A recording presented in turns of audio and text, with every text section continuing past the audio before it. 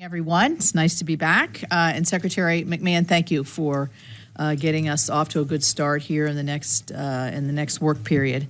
Thank you for coming to discuss the President's fiscal year 2026 budget request and your priorities for the Department of Education. I'm pleased to be joined this morning by my friend Senator Baldwin and ranking member. She's been on a wild trip all through her state, and so she's invigorated, right? I am definitely invigorated. All right. As well as our full committee chair who will be joining us, Senator Collins and Vice Chair Senator Murray.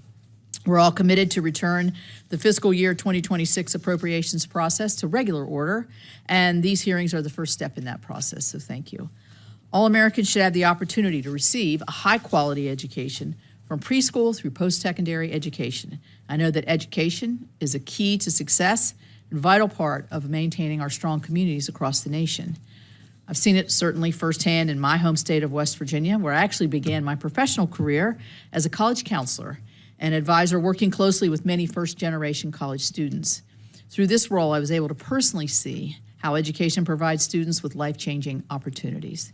Secretary McMahon, you have taken charge of the Department of Education at a critical time for our nation's students. According to the latest National Assessment of Educational Progress scores, students have still not recovered from pandemic-related school closures. National scores on math and reading are worse than pre-pandemic levels in all tested grades, and in reading, students' scores continue to decline. A third of 8th graders are not even reading at basic level, and that, I think you would agree, all of us would agree, is unacceptable. We know that throwing more money at the problem will not lead to a solution. These devastating declines in achievement are in spite of almost $190 billion in COVID relief funding provided for elementary and secondary education during the pandemic. Federal education spending at a minimum should be focused on ensuring that Americans' children can read and write at a basic level. This is critical not only for children to flourish, but also for us as a nation to be competitive. That is why I strongly believe that federal education spending should support states and policies that afford kids the greatest opportunity to learn and achieve academically. Education decisions should be made by those closest to our students, those who know what they need to succeed. That is local schools, local teachers, local school boards, and most importantly, local parents who are right there with their students. Formula grant programs like Title I, IDEA, and career and technical education provide the crucial flexibility that states and local communities need to best meet the needs of all students. And I look forward to continuing to support these key programs in fiscal year 2026. Madam Secretary, I'm pleased that your budget proposes to increase another important program, the charter school program. While West Virginia is fairly new to offering charter school education, we are already seeing promising results and expanded opportunities for our public school students. For example, the Wynn Academy in Bridge Valley Community and Technical College is an early college charter high school designed to provide a free, accelerated, dynamic degree program for juniors and seniors in the Kanawha Valley. The school was started to help local hospitals address the severe shortage in nursing and has been so successful that it has already been expanded to include an advanced manufacturing track in partnership with Toyota. Students are enrolled in the college and graduate from high school ready to start their careers in high-need, well-paying jobs. The school is meeting the intent of other charter schools, using the flexibility they are granted to offer innovative learning opportunities to benefit students. With the additional funding for charter schools proposed in your budgets, I know that many more students across the country would benefit from opportunities like the West Virginia Wynn Academy. Secretary McMahon, this is a pivotal time for our nation's student loan borrowers. Borrowers have been forced to navigate an exceptionally confusing 4 years full of bad advice and unfair promises of illegal loan forgiveness from the prior administration. And as a result, 1 in 4 student loan borrowers is either in default or on a late stage of delinquency on their loans as of the beginning of May. And only 38% of borrowers are actually in repayment and current on their student loans. After years of confusion, the department must work to restore trust with borrowers by providing clear and consistent information about repayment. Student loan borrowers deserve that clarity in order to fulfill their obligations to repay their loans. I'm grateful that under your leadership, the department has begun the difficult task of getting borrowers back on the path to repayment, and I look forward to your continued progress. Secretary McMahon, the fiscal year 2026 appropriations process will be challenging, but I look forward to working with you to responsibly allocate our limited taxpayers' resources to programs that help provide the best opportunity for high-quality education for all students. Thank you again for being here today, and I look forward to your testimony. Now I will turn to Senator Baldwin for her opening statement. Thank you. Good morning, and thank you, Chair Capito. And Secretary McMahon, thank you for being here today. We're here to talk about the President's fiscal year 2026 budget request for the Department of Education. And I look forward to working with Chair Capito and all the members of this committee on developing a fiscal year 2026 appropriations bill that funds the Department of Education. But before we can turn to the next fiscal year, 2026, the department is still refusing to tell Congress and the American public how it is spending billions of taxpayer dollars this fiscal year. The department was required to submit an operating plan last month detailing how it was spending fiscal year 2025 appropriated funding, and it included $13 billion in funding it characterized as unallocated. That's flatly unprecedented and unacceptable. This committee needs to know how you're planning to spend appropriated funding, and our constituents certainly deserve to know how their taxpayer dollars are being spent. State and school districts need to know how much federal funding they should expect to receive starting in less than 1 month. This administration obviously doesn't agree. Ironically, the budget request for next fiscal year includes more detail than the spend plan for this year. The lack of transparency combined with this budget request raises serious questions about what are you trying to hide and why. This all stems in part, Madam Secretary, because this administration seems focused above all else on dismantling the Department of Education to score political points, regardless of the impact on tens of millions of students, including some 800,000 public school students in the state of Wisconsin. Even issues I think we would agree are priorities, such as expanding career and technical education opportunities for students, will be undermined by this administration in the name of eliminating the department. I am very concerned by reports that you are trying to move career and technical education programs to the Department of Labor against mandates from Congress, and in a way that could harm students who participate in these vital programs. There's simply no reason to take this administration at its word when its actions tell a different story. It has shown time and again, the more forcefully it says one thing, the more it is doing the opposite. So, Madam Secretary, you claim the administration's goal of eliminating the department is about returning education to the states.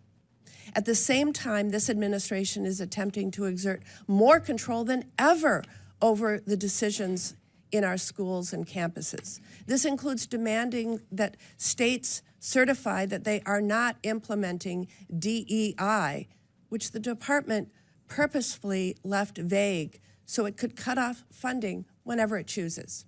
The department has reversed billions of approved spending extensions with the assertion that the department could pick and choose which congressionally authorized spending to approve or not. And it includes the unprecedented assault on some of our college campuses to exert control over their classrooms and their daily operations. You claim eliminating the department is not about cutting funding, but giving more flexibility to states and schools. But at the same time, you are proposing a budget that would cut $12 billion from funding that supports students and educators. This proposal would eliminate dedicated funding for evidence-based literacy instruction, support for homeless students, and rural schools. The proposal would cut billions from programs that states and school districts can already flexibly use to meet pressing needs. And in place of eliminating all these programs, the budget proposes a block grant a quarter of the size of the program that it replaces.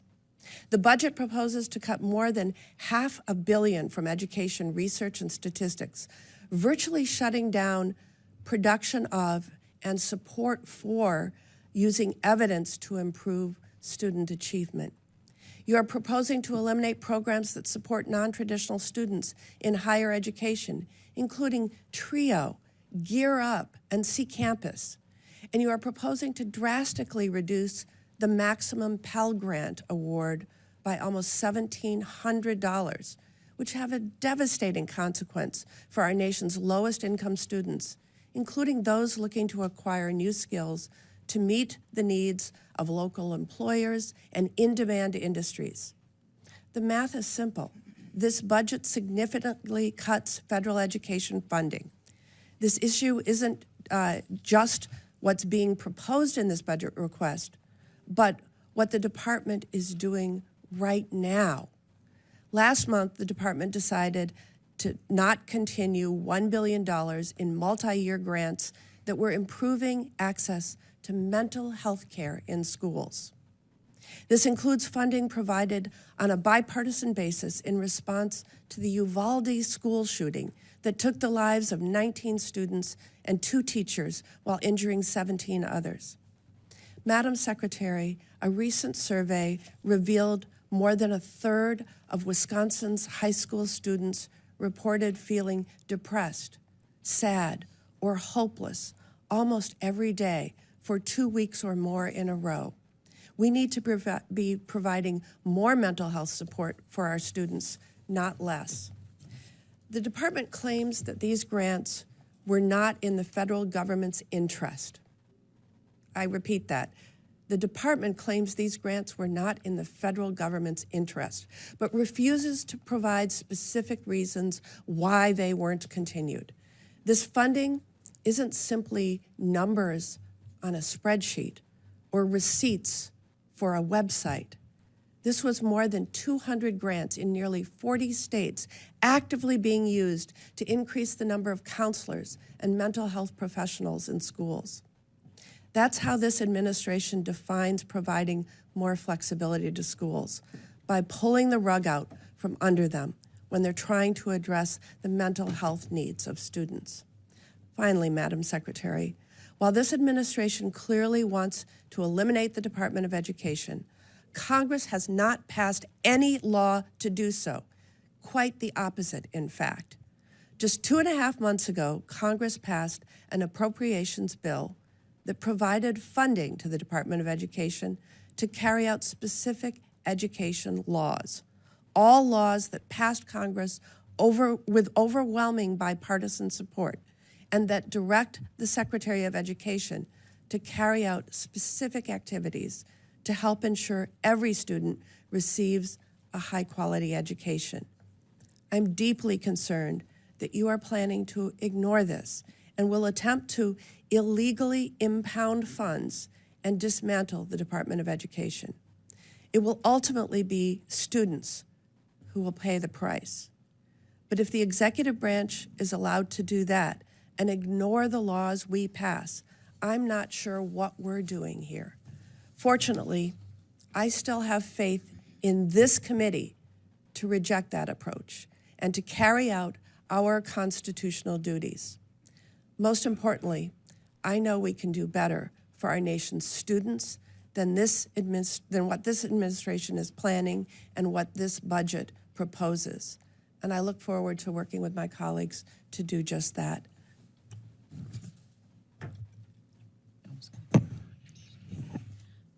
Well, thank you, Senator Baldwin. And you see we've been joined by the chair of the full committee. I'm going to ask the secretary to give her opening statement first, and then I'll turn to the chair. Thank you. Welcome, Secretary. Thank you. Thank you very much, Chairman Capito, Ranking Member Baldwin, and distinguished members of the subcommittee. Thank you for having me today to represent the goal I share with my boss, President Trump, to responsibly eliminate the federal bureaucracy, cut waste, and give education back to states, parents, and educators. With your partnership, the fiscal 26 budget will take a significant step toward that goal. We seek to shrink federal bureaucracy, save taxpayer money, and empower states who best know their local needs to manage their education in this country. We have reviewed our programs and identified spending that does not fulfill the mandate of trust the American people have placed with President Trump.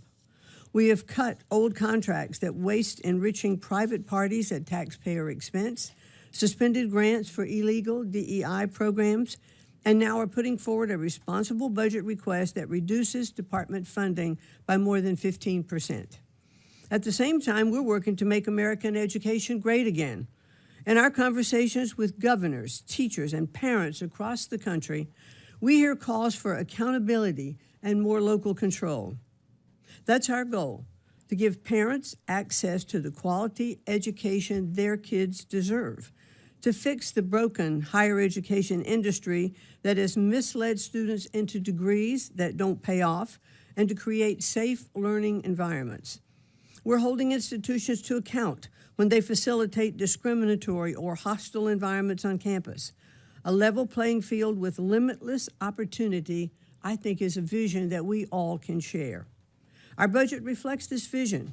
Its cuts reflect a bureaucracy that is getting out of the way, and its continuations and increases represent smart spending that will help improve student achievement and not serve bureaucratic interests. Our goal is clear: make education better, fairer, and more accountable by ending federal overreach and empowering families, schools, and states who best know the needs of their students. I'm eager to partner with you to make the vision of the future a reality and to ensure every child is part of it. Thank you, and I look forward to your questions. Thank you. And I'll turn to the chair of the full committee, Senator Collins from Maine. Thank you very much, Madam Secretary. Let me first welcome you to the committee. I know that you care deeply about our students. We may have different views on how to best achieve the goals that we share, but I do not question for a moment your deep commitment to education and our nation's students. I've been very concerned that we've seen a drop in performance by our students that occurred since the COVID unwise closures and prolonged closures of schools and continued in the Biden administration, and that's something that should concern us all. I'd like to turn to the TRIO programs, like Upward Bound. That's an issue that you and I have discussed. From my experience in Maine, I have seen the lives of countless first-generation and low-income students, not only in Maine, but across the country, who often face barriers to accessing a college education changed by the TRIO program. I'm actually wearing my Maine TRIO pin today, just to emphasize my support for that program. In fact, 3 of my own staff members went through the TRIO program and tell me that they would not have pursued higher education but for the support and confidence that the TRIO program gave them. The president's budget, unfortunately, in my view, proposes to eliminate the TRIO programs.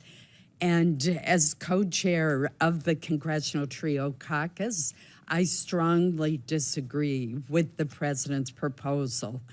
Could you explain why the administration has decided that TRIO programs are not worth the investment that they make in people's lives and the robust bipartisan support that they enjoy due to their success? Want me to answer now? Please. Thank you. Thank you very much. And I know that these programs are very near and dear to your heart. We have had at least 2 pretty lengthy conversations about them. And TRIO will be funded through the end of this year. So all those funds will go out. But it is not proposed to continue in the 2026 budget. What we found is the programs, while I absolutely agree that there is some effectiveness of the programs in many circumstances, these programs were negotiated at very tough terms, in that the Department of Education has no ability to go in and look at the accountability of TRIO programs. It specifically eliminates our ability to do that. And I just think that we aren't able to see the effectiveness across the board that we would normally look to see with our federal spending.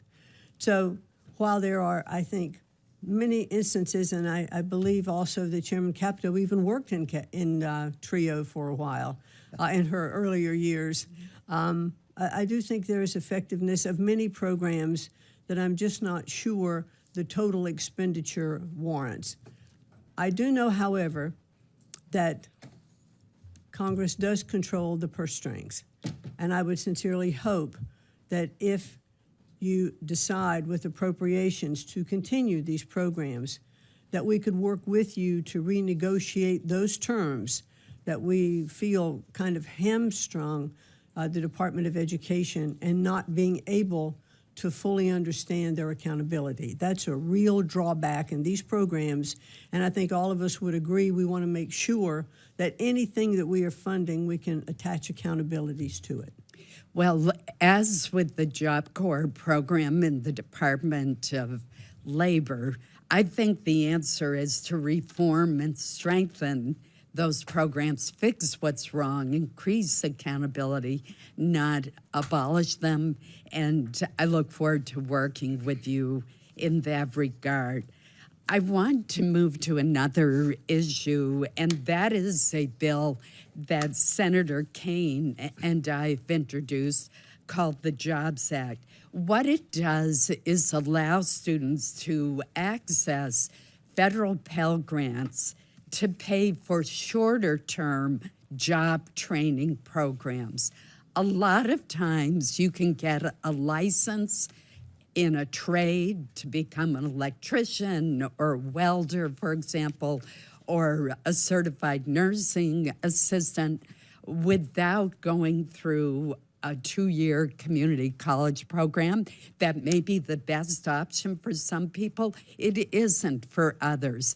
Would you support the concept of allowing Pell Grants to be used for short-term training programs that result in a license or a certification for a job? Well, you're really speaking my language, Senator, and thank you very much for that. I wholeheartedly support these workforce Pell Grant options because I've seen in many instances, I mean, we have 8 million open jobs in our country. Our workforce is definitely not being fulfilled by, by the proper workers. So let's get these young people who don't need a 4-year college education into the workforce sooner. I'm in agreement that even when they're in high school, we should start these programs, in high school leading into apprenticeship programs. But the workforce Pell programs, the short term you're talking about, I also think they can be stacked in credentials so that you can really propel yourself into be a stronger economic contributor. So I'm all for those. Great. Thank you, Madam Chair. Senator Baldwin. Thank you, Madam Chair. Secretary McMahon, during your confirmation hearing, when asked about spending appropriated funding, you said, quote, if they have been appropriated by Congress, those funds should be disseminated, close quote. You also said that eliminating the department is not about cutting federal funding for schools. Now we have a budget request that significantly cuts funding for public schools, students, and educators. Now, a few days ago, the OMB director said that impoundment is still on the table, threatening to take funding away this year. And we have your spending plan for this year that still leaves more than $8 billion, in your own words, unallocated. Not spending these funds is the administration making a decision not to invest in our children, and that decision has real consequences. What you consider unallocated for this year includes $1.3 billion for before and after school programs, which supports programs for thousands of students in Wisconsin in approximately 150 locations throughout the state, and over $2 billion to support effective teachers, of which an estimated $23 million would provide evidence-based professional learning for educators and help address gaps in access to effective teachers in Wisconsin.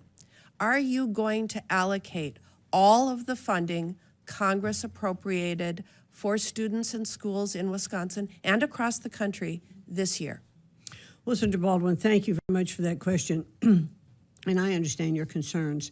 What we have done in putting forward our operating plan, the first operating plan to show where we were making allocations, and then followed up with the second operating plan. This isn't a nuanced question. Congress passed a law appropriating this funding. You said in your confirmation hearing that you would spend funding Congress appropriated. If the answer isn't simply yes, based on all of the evidence before us, that leads me to believe that you are planning to withhold funding and shortchange schools, students, and families across America. Well, we're going to continue to look at the allocations, and we'd like to work with you as we continue to evaluate those We programs that are passed in a this continuing unallocated. resolution that appropriated funding, and you said earlier that you were going to spend it as appropriated as is signed into law. So I'm going to move on. Secretary McMahon, when we met before your confirmation hearing, you told me that our students' mental health was a priority for you.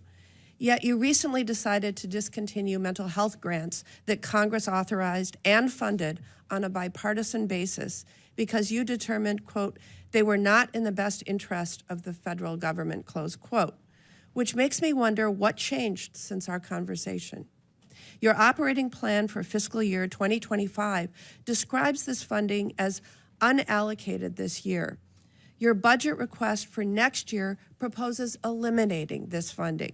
Secretary McMahon, do you believe increasing access to mental health supports for students is not in the best interests of the federal government? We're not looking to eliminate this funding. We are simply continuing the funding, but will allow the states to rebid on the competitive grant basis. And we're evaluating those programs across states. I think that a governor in a state or the local superintendent or the health care professionals that are working in that state have the best opportunity in looking at what is happening in their areas to make those requests for those grants. And so that's what we're looking at. Secretary is for McMahon, states. the grant that you discontinued for the Wisconsin Department of Public Instruction was being used to expand access to mental health care for students.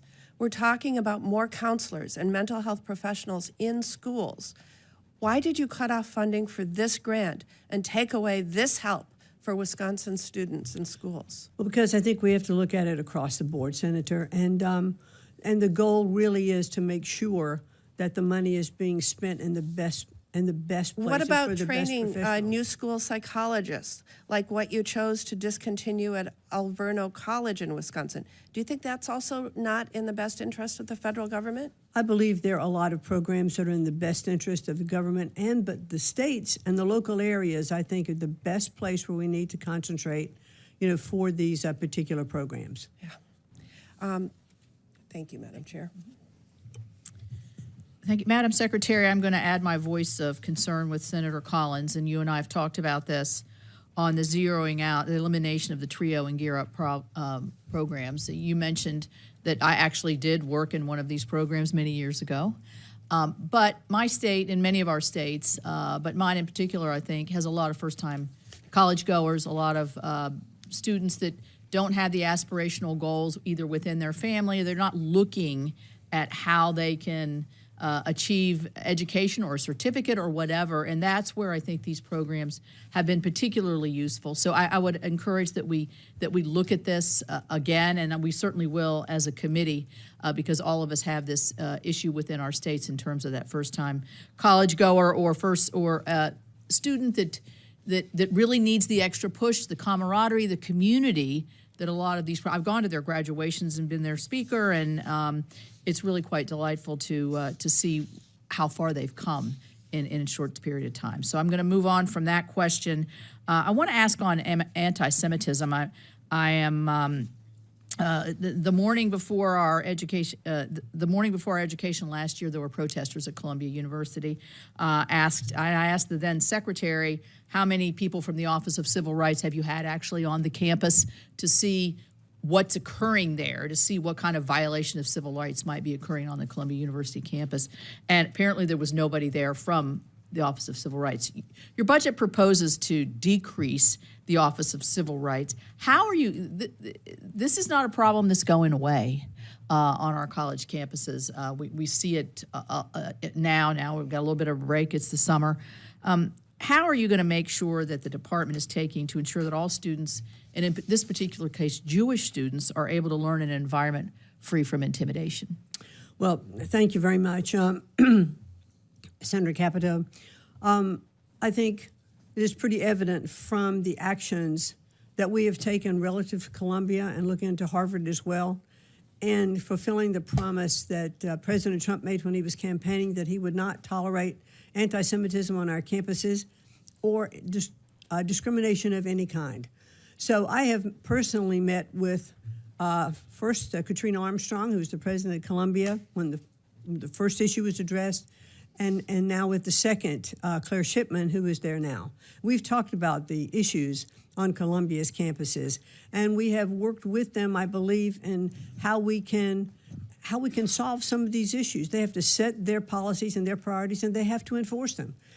They can't allow encampments on campuses. They can't allow students to come on dressed with masks so that you can't identify these students. I think they have to also vet the students who are coming in better to see what kind of backgrounds that they have. Even professors who come on campuses, or are they teaching ideology or more in subjects? So I personally have done this in conversations with these presidents, with other presidents of universities, to understand what their policies are. Our Office of Civil Rights has opened many cases looking at anti-Semitism, and we are actively enforcing that, as well as we have defunded some of Columbia's programs, $400 million there, and about $2.2 billion with Harvard. We're saying we mean business. These programs and policies have to have teeth. They have to be enforced. No student should have to go on campus and be afraid to go to class. Right. Well, I agree with the substance of what you're saying. My concern is by cutting so much out of that particular, you're one person. You need the support and the backup of that office to be able to investigate these cases. So I'll leave it at that. Let's talk about literacy, because I mentioned it in my opening statement. These test scores are very troubling, I think, and you want to try to figure out how do we attribute to this. It's not like there's not great teachers everywhere all around this country trying to figure out how to get their students' achievement moving up in the right direction. I will say this: my state of West Virginia, the state legislature, in recognizing this, did allocate additional funds for reading teachers in the very early, grades 1 through 3, to try to move our scores up, because we have traditionally lower scores. We did actually that did make a difference. Having that extra teacher in the classroom where you can pull a child aside, give them that one-on-one attention, really does make a difference. How is the budget that you've put together, is the answer to push it down to the states so that they can make those differences with our literacy and our math scores that we're falling behind? I think it's a chief concern.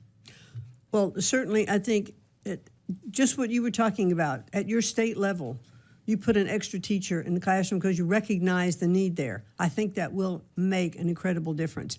There have been a lot of programs that have been tried to make sure that we could help students to read, and they've not worked. But what we are seeing in states that are doing programs now that are returning to the science of reading. We saw it in Louisiana and the PASNAPE scores. We have seen it in Mississippi. We've seen it in Iowa. The children that are learning to read and can read by the end of 3rd grade are those that have the greatest opportunity for success. Up until 3rd grade, we read to learn, and after that, We learn to read up through third grade, and then we read to learn after that. Right, thank you. Senator Durbin. Thanks, Madam Chair, and welcome, Madam Secretary. Since you're the Secretary of Education, I think it's maybe appropriate that we start questioning with a pop quiz. Are you ready? I never have liked pop quizzes. I never have either, but I'm going to give you the answers ahead of time. The answers are 8 and 30. 8 and 30. Remember those two numbers. What percentage of high school students in America attend for-profit colleges and universities? 8%. 8%, perfect. What percentage of student loan defaults in America come from students in for-profit colleges and universities? Must be 30. It is. Great, you just aced the test. But the problem is that the difficulty these students face becomes a lifetime problem. Imagine, if you will, first-generation college student trying to pick a place to go to school, inundated in high school with glossy brochures for for-profit colleges and universities which promise the sun, the moon, and the stars. The student goes and learns that there are Pell Grants available through for-profit colleges and universities. They hear the promises that if they just attend this school and graduate, there's going to be a good paying job at the end of the rainbow. And it turns out it's all phony. Over and over again, these students are being deluded and deceived. There's much more scam than there is scholarship. There's more hype than there is higher education. So most of them, or at least 30% of them, end up with loans they can't pay back. They never see that job that was promised to them. But they've got one last place to turn to try to get their lives back on track. I've met a lot of these students. Have you met any of them? I have. I have seen their stories and heard their stories from them, living in their parents' basement because of student loan debt and no college diploma, or a worthless one from some for-profit colleges and universities.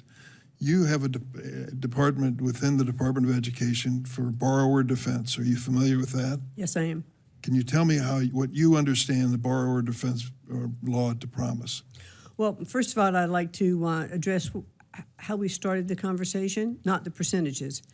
But this is an issue, sir, that is, I think you well know, is not just relative to for-profit universities. We have many of our universities today that are promising degrees and jobs which are not being fulfilled, even those from very prestigious and elite universities.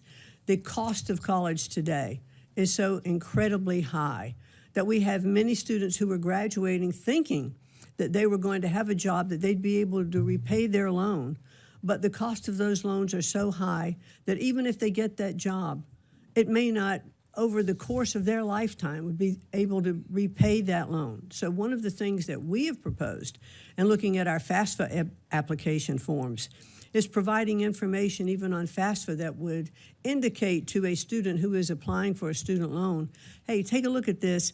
This is the college you're going to. This is the job that you want, and this is about how much money this job can pay. And is this college the right place for you? Or are these courses the right place for you to take? So let's give up front a little more information so that they actually have an understanding of what their opportunity in the marketplace can be. Thank you, Madam Secretary. I want to reclaim my time since it's very limited. The point that I'm making is there is one brand of college and university that is particularly egregious when it comes to deceiving these students. It's for-profit colleges and universities. Of high school grads, 30% of student loan defaults in that category alone. It stands out from all the rest. The point I'm getting to is you're hollowing out the borrower defense agency within your own department. This is supposed to be the rescue for these students to finally get back on track and maybe go to a good school one way or the other. Why would you hollow out the resources there and the people that are enforcing the borrower defense rule when we have these terrible numbers of exploitation of students? Well, and my point is that we shouldn't just focus on those schools. I do know that I totally agree with you. There are some scam universities out there. Why would you hollow out the people who are supposed to enforce it? Because I think we're putting other measures in place. But the scam... Give me an idea what you're putting in place that's better than the borrower defense rule. Well, we just talked a little bit about FAFSA. It's the education up front. So that I'm talking about the victims, the ones who are already victims. They're in debt by tens of thousands of dollars. They're living in their parents' basement. They have no place to turn. And you're telling me the FAFSA form application is going to help them? How can it help them? And that's not in place yet, but I think that's going to be very, very helpful. Here's the other thing. Where are our guidance counselors in high schools? Who are Good they question. talking to? I think And we're finding I think when it that comes they to need these to be counselors, totally informed, and I think they need to look at the cost of education. you're cutting the number of counselors in these schools at the same time. Well, the counselors that are doing their jobs can provide information to these There aren't students. enough of them. That's the point I'm making. And the situation is terrible for these students. First generation students who are being exploited by these schools, they need your protection. They need our protection. They deserve it. They're doing the right thing. And unfortunately, you're reducing the number of people to enforce the law. I yield, Madam Chair. Thank you. Senator Kennedy.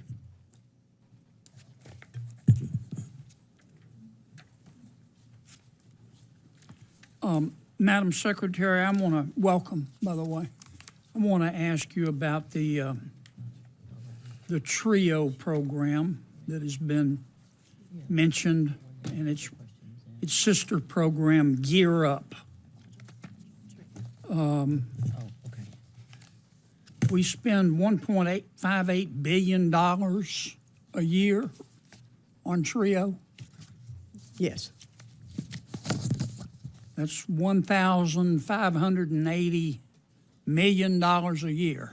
Is my math right? I think that's right, sir. And how long have we been spending $1,580 million a year on this program? I'm not sure of the total length of time of the program. More than 10 years? Yes.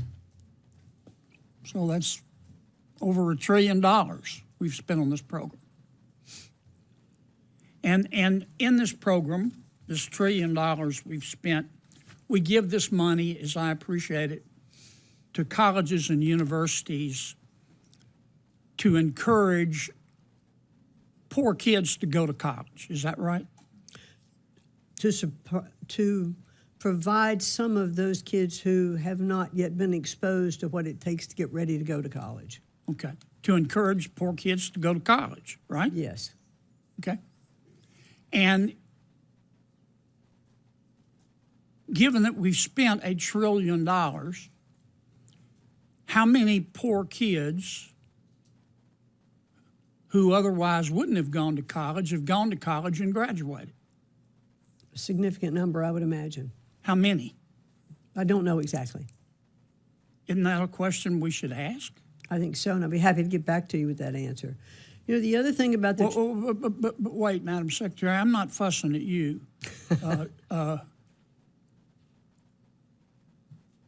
Do we have that number? I don't think so. I'm looking, we don't have it. I don't think so, because there is Well, if we were, so we've spent $1 trillion and we've given this money to universities and they're supposed to encourage poor kids to go to college. But we don't know how many poor kids went to college who otherwise wouldn't have gone to college and graduated, right? Correct. Well, what do your audits show? Well, that's the issue, and I mentioned it when I was Are you able to audit? We're not. We're not able to audit, and there are constraints against the TRIO program for its accountability. The other issue with... Well, but I'm sorry to cut you off, but I don't have much time. So we spent $1 trillion. We gave it to the colleges. We said encourage poor kids to go to college. We don't know how many kids went to college because you don't have the authority to audit. How do you know these universities are not just using the money to operate instead of encouraging poor kids to go to college? I'm not sure. You don't know how? No. Because you can't audit. Correct.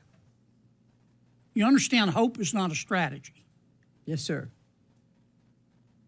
I mean, if you told the average American, we just spent $1 trillion of your money and we gave it to colleges and universities and we said encourage poor kids to go to college, but we don't know how many kids went to college who otherwise wouldn't have gone and who graduated. You understand the average American would ask us what planet we just parachuted in from, right?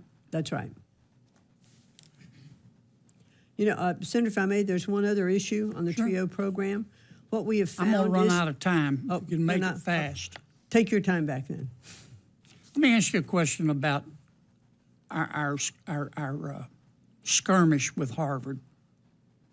And I don't want to get into the merits. President Trump has said that Harvard is violating federal law and he's withholding their money. Is that right? Yes, sir. And Harvard has responded, we've never violated federal law, but if we did, we give you a pinky promise that we won't do it again. Is that right? Yes. And then President Trump said, okay, no offense, but, you know, I just want to be sure. So why doesn't Harvard, I will give Harvard the authority to appoint a monitor, pick whomever they want. The federal government has the right to veto the pick. So if they pick their brother-in-law, that wouldn't be fair. And Harvard has said, no, you just have to trust us. You have to accept our pinky promise. Is that basically what's going on? Well, and not only that, but Harvard did respond to our request for negotiations with a lawsuit. Well, but we're in the throes if of litigation. If Harvard would just agree to a monitor, that would solve the problem, wouldn't it? Might serve part of it. The provost is what vice provost that we've asked that would come on to be one of the monitors on that situation. I'm way over. I'm sorry, Madam Chair. Senator Reed. Well, thanks very much. Welcome, Madam Secretary. And I'm not a great mathematician, but I think you were talking about $1 trillion. I believe 1.5 billion times 10 is $15 billion. That's a little bit off from $1 trillion. But I think the budget cuts $1.2 billion for TRIO. well, 1.2, that would be $12 billion, not $1 trillion. Okay. Fine. Why aren't you recommending an audit for the TRIO program if that's what the problem is? Not allowed to audit it. Oh, legislatively, you could propose that. We could propose it, which is what I had said at the very beginning. I would look forward. You're not I would look proposing forward. it. You're not proposing the audit. You're proposing to essentially constrain the program, put it into a block grant, and without any request for audit language, which would come from the United States Senate. Well, that's exactly what I would request. Well, why don't If you the request president goes Madam first. Secretary? Yes, I would like to do that. If Congress is going to appropriate, again, money for the TRIO programs, then I would like to work with Congress, and part of that would be auditing. Well- We've found that about 92% of the TRIO funds go to the same people all of the time, the same institutions. That could indeed imply an audit necessary, but it doesn't validate the budgetary approach you're taking. You're taking basically many programs, combining them into from $8 billion total to $2 billion to a block grant. Now, in Washington, the block grant is the slow path to extinction because next year the request will be for probably $8 billion. And 4 or 5 years from now, when the request is still $8 billion, the cost will far exceed that. That's sort of budgeting 101. So you're really out to eliminate these programs, I think, not to make them more efficient.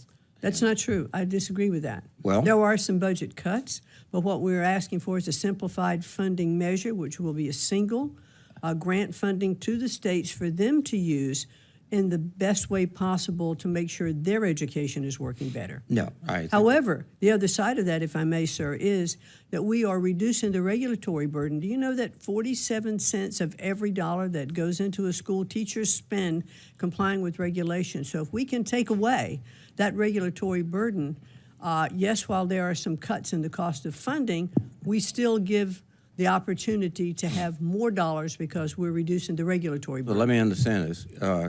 You're very enthusiastic about an audit, but the regulatory burden is so crippling. An audit would impose more requirements on the schools. I just think you're coming and going, and we're not making progress. The cut to these programs is profound, $6 billion. And the states are not going to step up and say, we can do this. I'll tell you why. Because if this budget passed Every state in this country is going to make a difficult decision. Do I save my healthcare system or do I save my public education system? Many of them can't do both.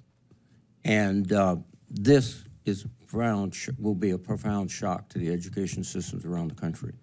In 1 year, a loss of these funds, and to the students that need it. Well, what we have found, Have sir, you ever taken public assistance? Have I ever taken public assistance? No, sir. No? Not at all? No, sir. Well, many people do. And they need that support to get ahead. And education is a key mechanism to go ahead. I'm over my, no, I still have some time. To get ahead, and it's remarkable. I think, this all sort of started with the GI Bill, when a generation of Americans got to education who never could get before. And then Senator Pell, my colleague, sort of saw that model and increased it. By the way, you're also decreasing the Pell Grants. You're shrinking educational opportunity in the United States for a whole generation and more, and also shrinking our ability to compete internationally and globally, because I don't think the Chinese will slack off in their investments in education. Senator, I appreciate your comments. However, we have spent $3 trillion since 1980 on education in our country when this department was set up, and our scores have continued to go down. We are not doing something right. And your numbers are a little bit off on a number. We're going to have it's still a cut, but it's about a $4.5 billion cut, not $8 billion cut. Well, it's a significant cut. And to be more responsible. To be more responsible, your responsibility amounts to just surrendering. Sorry, sir? Surrendering. We have this crisis in education, in literacy, all these factors. What we're going to do is pull back, let the states do it. No, we'll spend it more responsibly. I doubt it very seriously. Let's hope we do. Well, hope, as someone said, is not a plan. Thank you.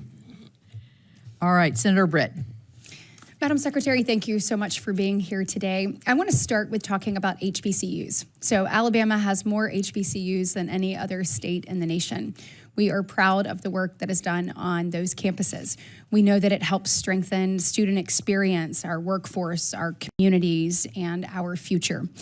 So if you look across coast to coast, there are about 285,000 individuals that are attending HBCUs, and the Strengthening HBCU program has about $300 million annually allocated to supporting the operations and student services and academic infrastructure.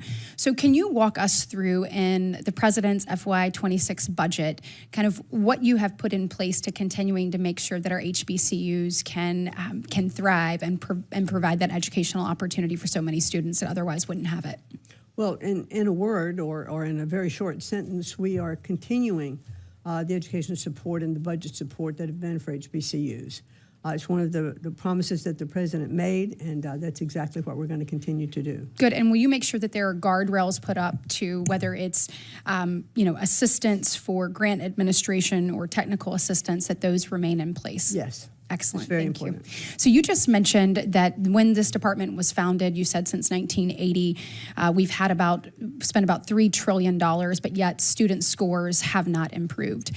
One of the reasons I ran for the Senate is I want the unseen to be seen. I want to close the gap between the have and have-nots, and that is why I am so excited and thrilled about your support and commitment to educational freedom and opportunity. When you look at a state like Alabama, we have the Alabama Accountability Act, and we're working to help families better have access to educational opportunities through scholarship, tuition, and tax credits. But we know that the demand far outpaces the actual supply. So in your FY26 budget for charter school programs, you've taken it to $500 million, which is a $60 million increase. Thank you. My question to you is can you walk us through how these funds will be used to expand options, particularly in rural communities and underserved communities? So when we work to close that gap, these parents have an opportunity and a choice for their child. Well, thank you very much, Senator Britt.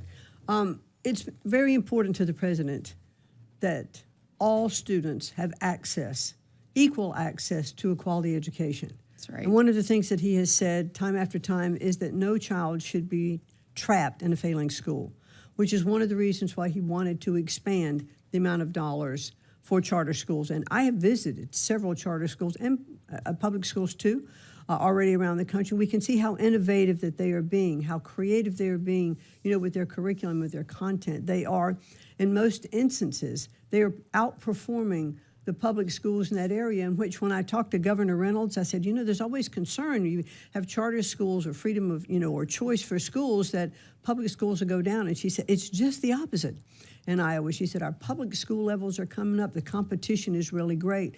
Parents are more involved, and that's one of the requirements. Parents are understanding more that they need to be part of the school board or help to elect the school board members. They're attending the meetings, more conferences with teachers, understanding what it is that their child needs in their community to be successful, to go on for their education. Absolutely. And I am a public school kid, and I am really proud So of it. am I. And I want to make sure that where we have children who are trapped in a failing school, that they have an option and an opportunity and a pathway forward, because education is the great equalizer. As our colleague Tim Scott always says, it is the closest thing to magic that we have in America. So thank you so much for continuing to be committed to making sure that every child has that opportunity to thrive and grow. In my last minute, I want to talk to you a little bit about literacy. Thank you for your commitment to that. I want to understand kind of what your vision is, and I also want to add Alabama to the list of success stories. So we passed in 2019 the Alabama Literacy Act. Since that time period, we have seen significant growth in our numbers and proficiency amongst our third and fourth graders. For instance, Alabama's national ranking for fourth grade reading improved from 49th in the nation when we actually, the year that we put this into place, 5 years later, we've moved up to 34. We believe with intentionality and evidence-based reading instruction and early intervention, you can make a difference that changes a child's pathway forward and opportunity that will be in front of them. So just want to talk a little bit about that. If you can tell me what your plans are there and how we can continue to support great work that's being done in states like Alabama. Evidence-based literacy is number one on my priority list. And I want to make sure that we are providing the information and the tools, to states for them to see the success that other states have had. I mean, other governors, just like you said in Alabama, have put in place kind of a return to basics, or that science of reading, and they have seen incredible results. And that's what I want to continue to see, across the country. We saw a 9-point tick up between 2003 and 2023 and 2024. Obviously, we have a ways to go, and we're going to continue to be committed to that. But thank you for your commitment to making sure these programs thrive. Thank you. Thank you. Senator Shaheen. Thank you, Madam Chair. Welcome, Secretary McMahon. Thank you. In your testimony, you said that your goal is to make education better, fairer, and more accountable. I think that's something that everyone on this committee could agree with. It's one of the reasons I support the TRIO programs. And I would like to align myself with the statements of Chair Capito and Chair Collins. And I can tell you that in New Hampshire, for the 2024 and 2025 school year, we had 1,468 students who were served by Upward Bound, of which 96% graduated from high school and 87% enrolled in college. 812 college students served, of which nearly 80% graduated with bachelor's degrees within 6 years. So I would say if there is a problem with accountability, let's address that, and I think the TRIO programs keep that information.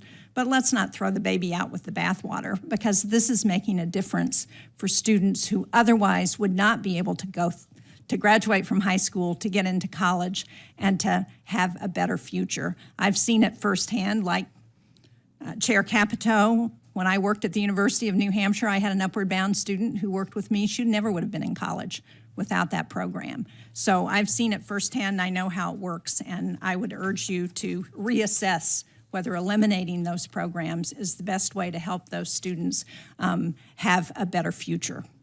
I also want to ask you about a particular issue that we're having in the Mascoma Valley School District in New Hampshire. As you know, schools across New Hampshire and the country have really been challenged by the pandemic, have been trying to get back to some of the successes that happened before that pandemic.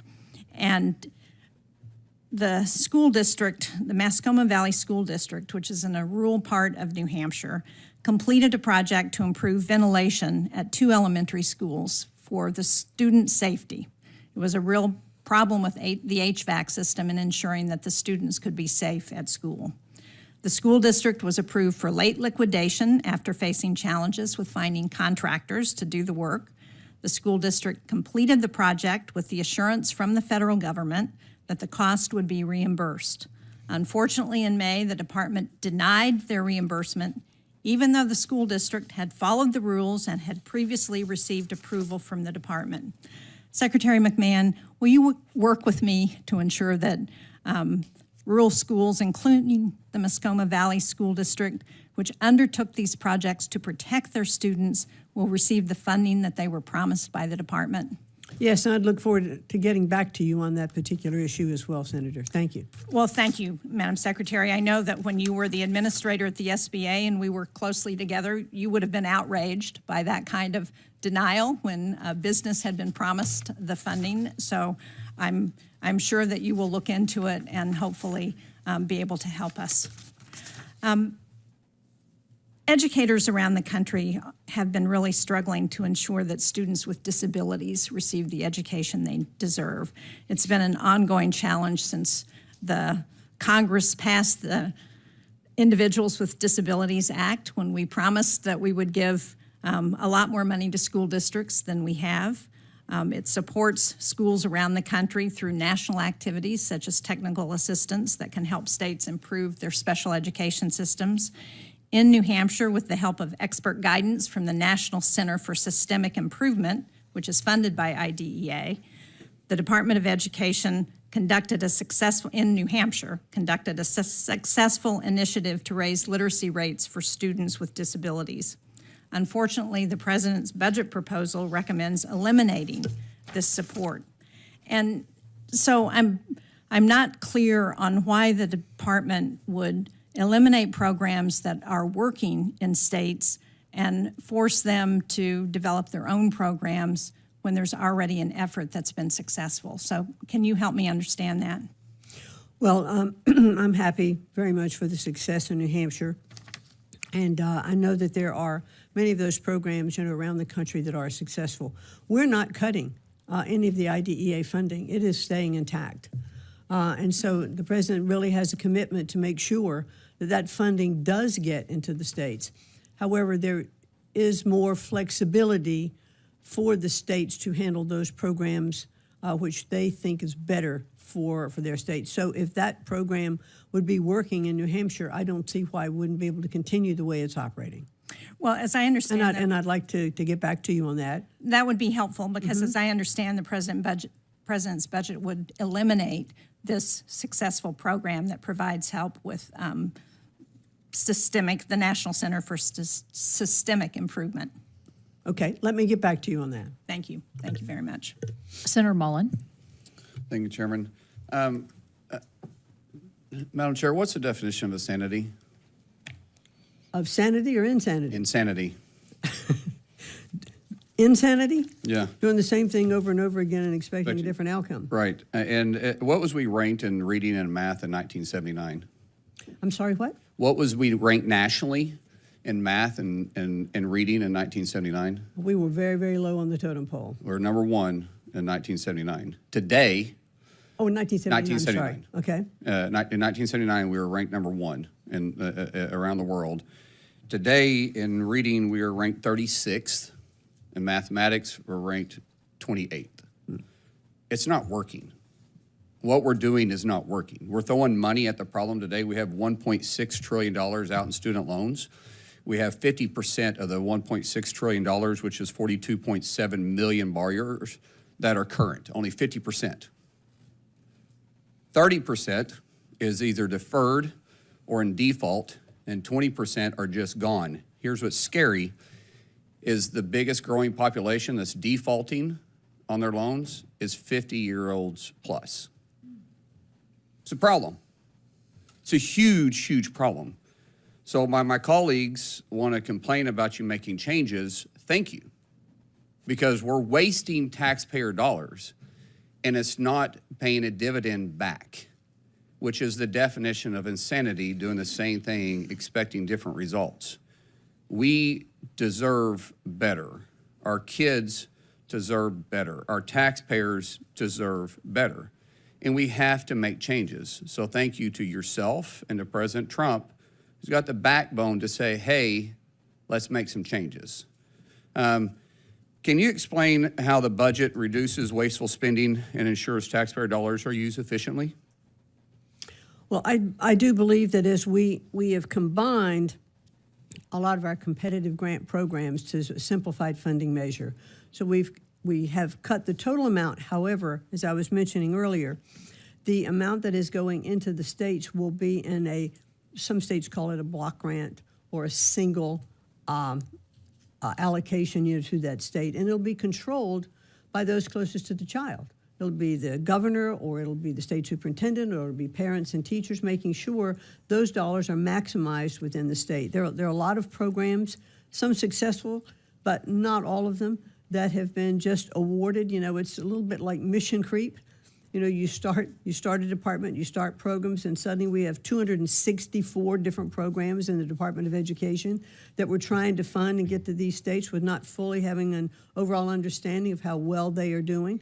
So I believe that by consolidating them and put them in a single grant that will go to the states, they can best spend that money.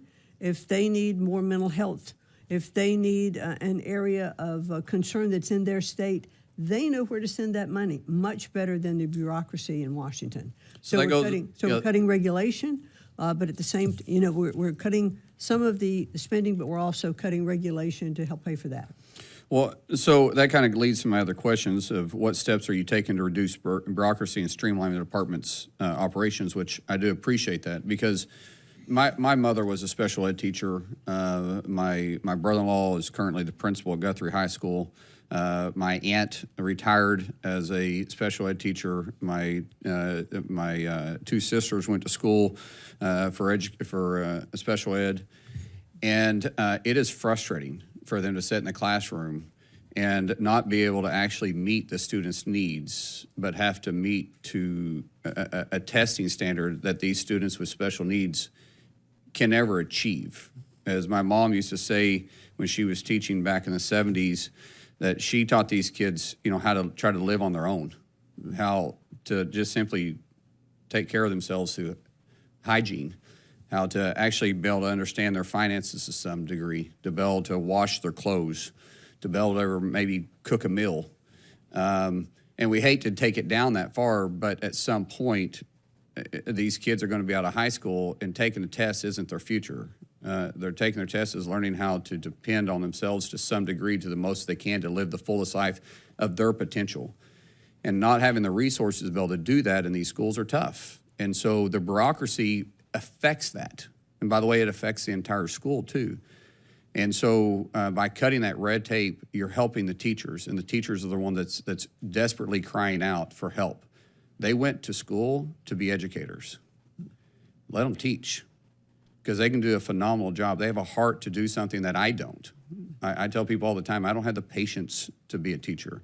But those that do, I want to give them all the help they can without having to worry about the red tape and the bureaucracy along the way. So I appreciate you pushing this from Washington, D.C., and letting the classroom make this decision for themselves. Thank you. Thank you. We've been joined by the Vice Chair, so I'll call on Vice Chair Murray for her questions. Thank you very much, Chair Capito. Good morning, Secretary McMahon. President Trump has made clear that he wants to abolish the very department that you lead, and we know here that you cannot eliminate the Department of Education without an act of Congress. But I'm afraid that that has not stopped you from preventing the department from actually doing its job. You have indiscriminately shuttered offices and pushed out half of the department's staff, and under your leadership, we have seen critical research to improve student outcomes axed overnight, and funding for mental health services and teacher training, among a whole lot, abruptly cut off and discontinued. Now, today you come before this committee to request massive funding cuts that do, in my opinion, nothing to help improve opportunities for students in our public schools throughout the country. You are proposing to slash Pell Grants and much more. Now, you and the president say this isn't about cutting education funding, but all about, quote, returning education to the states. But actually, that can be further from the truth, because the reality is this administration is actually taking unprecedented steps to extort schools and universities and hold federal funding hostage if they don't conform with your agenda. So it's pretty clear that returning education to the states actually means letting states and colleges and local communities pick up the tab. And I just don't believe that's how things should work in America. I don't believe that's good for students, and I don't believe it's good for our families. Now, having said that, Secretary McMahon, as I mentioned, you have set out to eliminate nearly half of your department's workforce, and that includes pushing out the door more than half of the staff at the Office for Civil Rights. The entire staff responsible for managing grant operations and contract procurement, and employees who actually prevent students from getting ripped off by predatory colleges. The department cannot do its basic job to execute the law, given how many staff have been pushed out, and it is our students and our teachers who will suffer the consequences. So I want to know from you, before you cut that much staff, did you conduct any analysis to assess whether or not it would degrade support and services for students in our schools, or how the department would still be able to execute the law after losing so many employees? Certainly. Excuse me, good morning. Thank you for that. Yes, we did talk to the department itself. But did you do an actual analysis? OCR. What we looked at across was how can we restructure the department so that we can maximize the use of the people who are there. So what we did was in like training manuals and things of that nature to look at it and say, okay, we can better operate if we focus on So this was a specifically. conversation. You didn't do an actual analysis to determine what the effects of this would be? No. So no study was done. They were just fired, and you assumed that it would work? No, obviously not. I have been in the private sector and done restructuring before in companies, and it's painful to do It is restructuring. painful, but normally companies look ahead and say, what are our goals and what will be the impact if these employees are gone from this department? That's why I asked, but you've not done an analysis, and my time is short, so let me continue. I know Ranking Member Baldwin talked with you about this as well. You were required by law to submit an operating plan 45 days after enactment of the full year CR, detailing exactly how you are spending funding Congress provided this year. You didn't do that. The purported operating plan that you did submit told us virtually nothing about how you are spending taxpayer dollars right now at this very moment. And that really raises concerns about when and actually if you're going to get funding that Congress did provide for FY25 out the door. For example, your FY26 budget request zeroes out dedicated funding for literacy education programs, and your operating plan for this year describes this funding as unallocated. So will you allocate the $220 million for literacy programs that Congress appropriated for FY25? Well, Senator, as I mentioned earlier, we are looking at the unallocated dollars now to determine which of those programs we can best spend those dollars on. And I'll be happy to get back to you. And we want to work with Congress on those unallocated dollars to see where they could be spent the best. Well, what is your plan to make sure that that funding actually gets to the schools and students it was intended to support? We're running out of time here.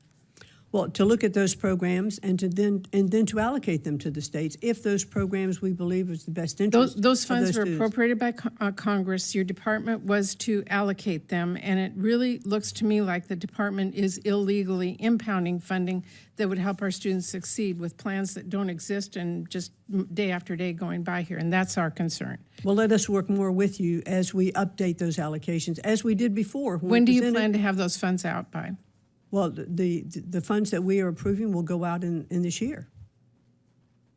Like in this next month, or In the fiscal year. You're running out of time, so we need to see what the plan is. If you could provide Yes. that. Okay. Secretary McMahon, the administration says that one of its priorities is tackling anti-Semitism in our schools. That's correct, right? Correct. Well, the Office of Civil Rights at your department takes the leading role in preventing anti-Semitism and enforcing our nation's civil rights law. It is really an important mission.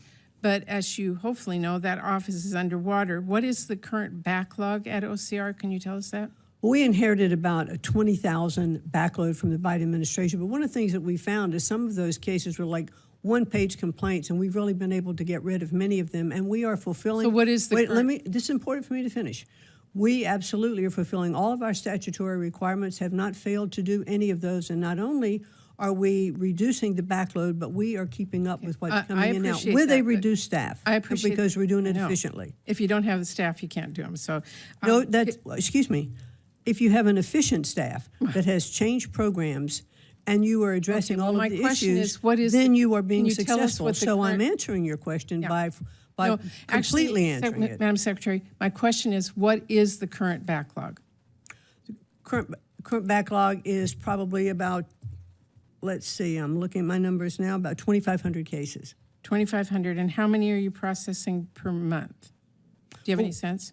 No, well, we're catching up with the backlog and keeping current on the ones that are coming in. But you don't know how many you're processing every month. You can't tell us, so we can get an I can idea. get back to you with that. Would with you? an exact number? Sure. If you could commit to giving us quarterly reports so we know whether OCR is simply dismissing these cases or doing its job. If you could give us a quarterly. I'd be happy to do that. I can assure you it's doing its job. Thank you very much. Thank you, Madam Chair. Senator Hyde-Smith. Thank you, Madam Chairman, and thank you, Madam Secretary, for being here. And I applaud you for your courage to make changes and the efficiency that is so needed that you're addressing that. You know, we've talked a lot about Pell Grants for short-term courses, and I got here in 2018. We were talking about it then. We continue to talk about it today. Can you just kind of expand a timeline of what you're looking at for allowing the Pell Grants or getting us to the position that Pell Grants can cover short-term courses? Well, we'd like to do that, right away. And I think as we're looking, in the new budget, we'd like to see those short-term Pell Grants be part of that budget. Because I do think that is one of the best ways that we can get students into the economy and working right away. We had a little brief conversation about that before you joined, and it's one of the things that I've talked about for a long time, since back 2009 and 10, when I actually ran for the Senate in Connecticut. I was talking about those same things, that we needed a skilled workforce in our country because we are not fulfilling those needs and those requirements. And short-term Pell Grants will actually get people into the marketplace quicker. They're cheaper. They can be, we're hoping they could be 6 to 8 weeks. It's not the full term of a community college, and we can get them earning a living. So you're hopeful within the next 1 to 2 years? Oh. Do you think that's a practical time frame? I would hope it would be before that. Great. That's what I'm hoping for as well. And hoping, working with Congress to make sure that happens. Yeah, and we've always talked about administration's wish for workforce-aligned apprenticeship-focused learning as well, and that is just so aligned with career and technical education training. That's so important in my state, and I know many states. But the initiatives happening in Mississippi, this is really important, and we're thrilled that, as Senator Britt was talking about Alabama, we have the Mississippi Miracle that, we were 49th in one time in fourth grade reading. We're in the top 20 now. So it just shows that if you're intentional about something, you can accomplish it. And you did it at the state level without the interference of the federal government. We did it at the state level because we were intentional about doing it. But as such, career and technical grants are especially important to me and my constituents. Please provide us the details about the Department of Education's proposed FY26 budget for these career and technical programs. Well, really, we're looking very much across all states, and we're level funding CTE. It's not being reduced, in the current 26 budget. And I think, it's really the president has charged us to work with commerce and labor and all the different departments. We have about 43 different workforce development programs across government, and it's incredibly inefficient. So we would like to narrow that scope and work with different departments and find out exactly what we can do. And I think, Senator, you referenced about going with the Department of Labor. Those are conversations that are being held, because can we be more efficient working across different departments? And that's what we really want to do and what we want to accomplish. And let's talk about EIR grants, the Education, Innovation, and Research grants that are critical for boosting achievements in these high-need students. But Mississippi has received no grants from 2021 to 2024, despite the state facing challenges of medium incomes, low medium incomes, high rural student enrollment, and the teacher shortage that we're facing. In fact, no EIR grants were awarded to nearly 2/3 of the states represented by Republicans on the Senate Appropriations Committee. But California, New York, and Massachusetts awarded 49 separate EIR grants, totaling more than $300 million. But I just feel it's important to note that there are no limits on indirect cost imposed by these grants. And do you agree that the EIR funds need to be reformed to optimize their program's impact so that direct resources are sent to the areas of greatest need? Yeah, I'd like to work with you and get back to you on that. I'm not familiar specifically with what happened in Mississippi, but I would like to get back to you and work with you on that program. Yeah, we know a specific that applied, so it's not like we're not applying. We're definitely applying. Right. But in the competitive grant process. Correct, but zero, absolutely zero of that. Okay, I'm out of my time, but thank you for everything you're doing. Thank you. Senator Murphy. Thank you, Madam Chairman. Thank you to both of you for being here today. A few years ago, we worked really hard across the aisle to pass the Bipartisan Safer Communities Act, a bill that made changes in our gun laws, but in large part because it was a real priority for my Republican colleagues, also included billions of dollars in funding for school-based and children's mental health. Earlier this year, you did something extraordinary. You canceled $1 billion worth of existing ongoing grants to schools all across the country. And it's extraordinary because you didn't cut off new grants, you cut off existing grants.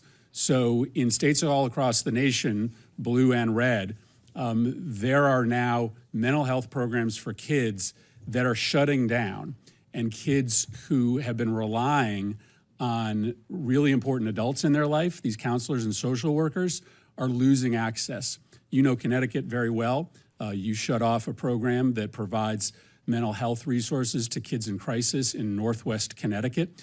When they did a survey of these kids and asked the kids who are in this particular program who the one adult was who they would go to if they were in mental health trouble or in response to a trauma, every single one of those kids in that program named the counselor funded by this program. You've shut that grant down. When those kids show up to school next fall, that trusted adult will not be there. You've told this program, as well as all the other programs, that the reason is they're violating civil rights laws. This program has no idea what you mean by that. And I guess I just ask you this.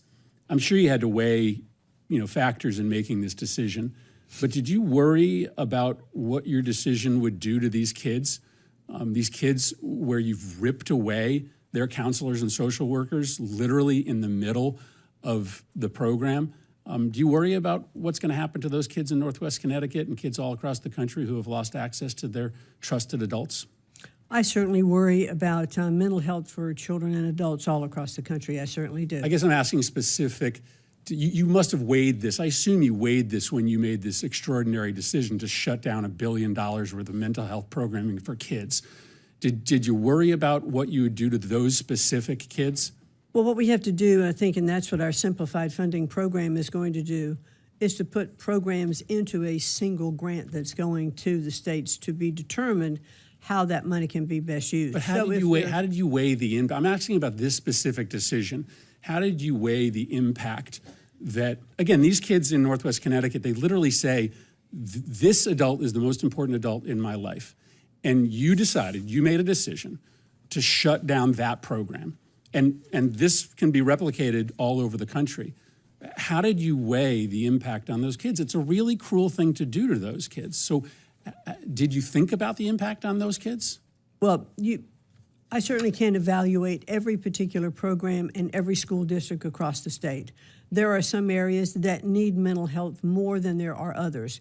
And there were programs in the mental health program that did deal with DEI and with gender issues, et cetera. And it wasn't just about the kind of things that you're talking about. So in totality, as we look at mental health grants across the country, we have to make sure that those programs are being used to serve best in those communities. Yeah. So, therefore, a governor or a principal or a state superintendent would have the best information relative to what is needed in that particular state. Yeah, we know what we need in Northwest Connecticut, and what we need is for the federal government not to rip funding away from these kids in need in the middle of the service program. Or to better allocate the dollars you have and provide those professionals across the state Let that can handle it. me me ask you another question. Obviously, we're trying to understand what the Department of Education is doing with respect to the threats you've made against institutions of higher education.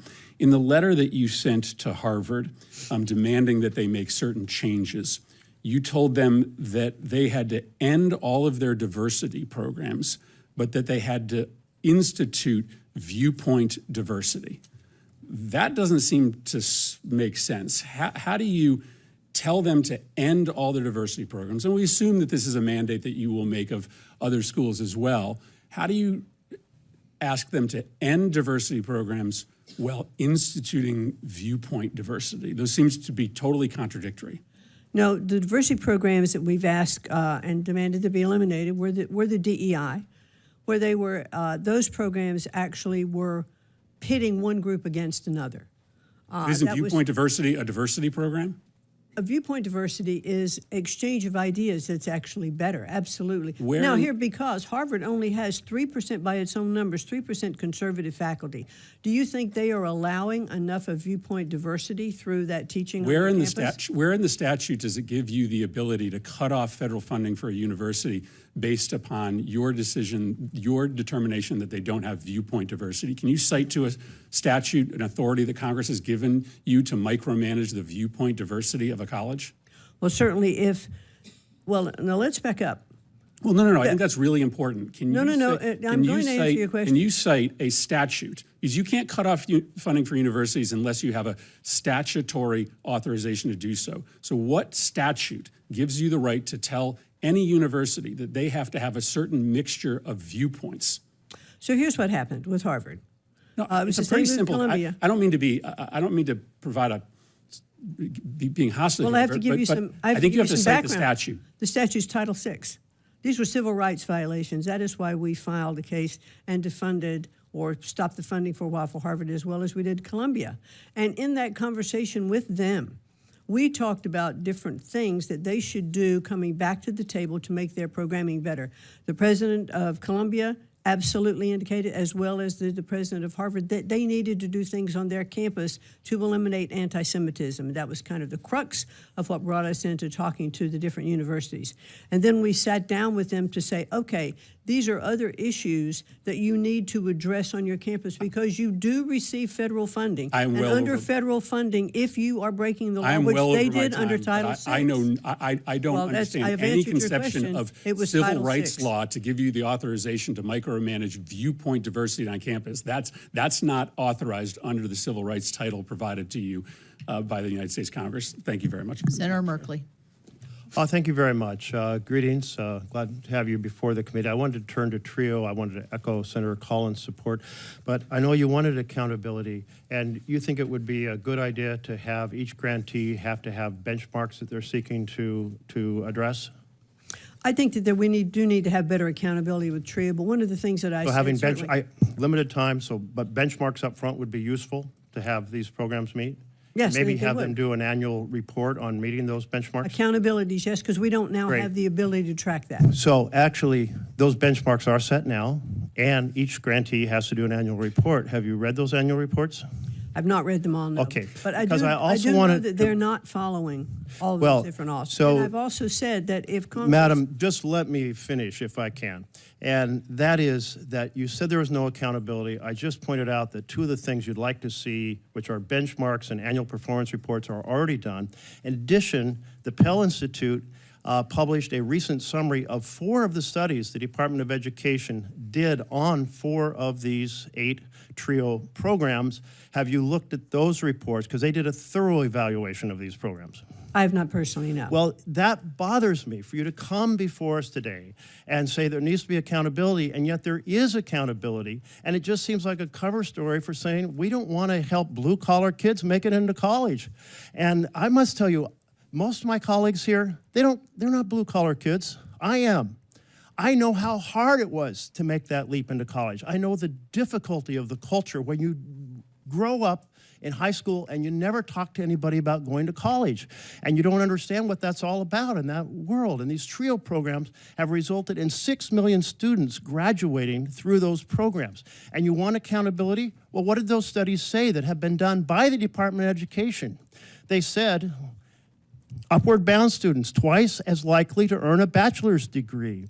Talent search students 33% more likely to enroll in college. Veterans upward bound, 42% more likely. I'm going to go on to my next question, but let me just say, your argument that there's no studies, no accountability, is just actually wrong. And the fact that you're coming here not even having looked at your own department studies of these programs in order to be informed about them is profoundly troubling.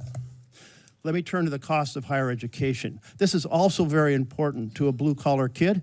Folks in my community today, because I still live in a blue-collar community, they say, we're not sure our kids should go to college because they'll end up with a millstone of mountain of debt and maybe no job. And here you are making it more expensive. I wonder if you know how much a student in Germany has to pay in tuition for university. I don't. It's 0. What about the broader European economic zone? Sir, we don't live in Europe. We It live here is in the 0. United But my States. point here is those countries are saying we want every child to thrive. We want every child to have opportunity. We don't want them to be saying our kids, maybe we should tell them not to go to college because they'll have this mountain of debt. And that opportunity, that's American values of opportunity for every individual. And here you are raising the cost of college, making it much harder for ordinary kids from blue-collar backgrounds to be able to pursue their dreams. And I find that totally inconsistent with Trump's campaign, where he said he would fight for ordinary families. No, I have to disagree, sir. We're not raising the cost of college. We are actually, with all of the programs that we want to put in place, we want colleges to reduce their cost. Well, actually, these loan programs that you're changing are making it much more expensive for kids to go to college, and they're getting We've the not message. changed loan programs. I'm going to turn to mental health because I'm very concerned about mental health. A few years ago, before COVID, when I was in a meeting with student counselors in Eastern Oregon, a very rural area, and they said, you know, we're seeing kids come in our early ages, and they're acting out much more than they ever did before. And I said, well, is this because was there a factory that just shut down here, or a mill that just shut down, or an infusion of wave of meth? And they said, no, those are all, the economy's a factor, drug use is a factor in our community. But no, those aren't new. And one of the counselors said, this is what's new. And they pulled out their cell phone. This is what's new. Kids are coming in with far less understanding and ability of how to sit in a collaborative environment like a classroom and how to communicate with other children and teachers. There is a book that just came out. My staff happened to put it on my desk this morning, so I'm going to ask for Chapter 5 to be put into the record, The Anxious Generation. And I was paging through it, and under Chapter 5, it notes that there are 4 factors in which these cell phones are affecting our children profoundly: social deprivation, sleep deprivation, attention fragmentation, and screen addiction. I'd really encourage you to take a look at this. I've been urging the department to seriously look at the issue of how childhood is changing. And childhood is changing because of technology in ways that are really compromising the ability of our education enterprise to work well. But this brings to my point about why you have canceled mental health grants for our schools. We have 5 schools in Oregon that got grants to have more mental health counselors, and you have canceled them. Why have you canceled mental health grants in the middle of a enormously challenging time for our students? We've not canceled mental health grants. We've said we're not continuing them after this year because we're going to allow those programs to be rebid and to take a different look at them, but they have not been canceled. And I couldn't agree with you more about cell phones. There's governors of several states who have said bell to bell, there are not going to be cell phones in the classroom, and they are seeing upticks in their literacy and also in the social interaction. So therefore, states have the abilities at very different levels to go ahead and make decisions and to put their policies in place that can be effective. Then the 5 grants that you have canceled that you are unaware of in Oregon, you will restore those 5 grants? We've not canceled, we're not continuing those grants. So if you discover that you have actually canceled grants that were already awarded, you will undo those cancellations? I would like to get back to you on that. I do not believe we've canceled any grants. We're not continuing, but we will rebid them. Well, you'll rebid them, meaning you're canceling them, but you'll rebid them. We are not continuing them. We haven't canceled them. Okay, well, They are continuing. well, I've got 5 schools that have received letters from you or your department saying their grants, their mental health grants have been canceled. They worked very hard to apply for those Canceled grants. or not continued. That they've been canceled, the grants that they have received for their programs. And I will look into that and get back to you. Obviously, when you get a grant, it's for work you're doing from here forward.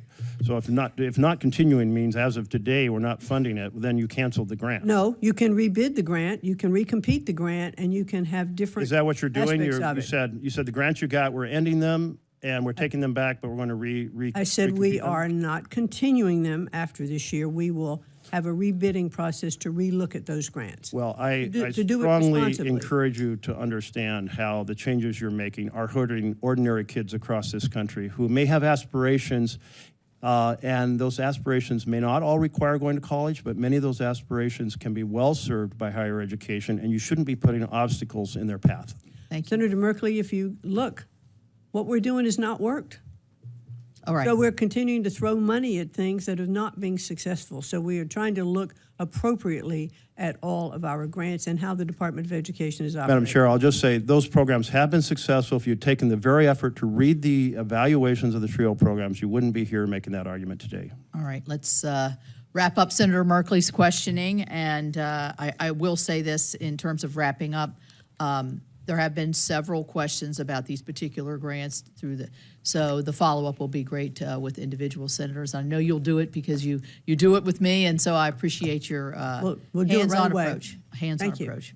All right, this will end our hearing today. I'd like to thank my fellow committee members for their thoughtful conversation, and particular thanks to you, Secretary McMahon. For any senator who wishes to ask additional questions, questions for the record will be open until June the 10th. The hearing record will remain open until then for members who wish to submit additional materials for the record. This subcommittee stands in recess, and thank you. Thank you very much.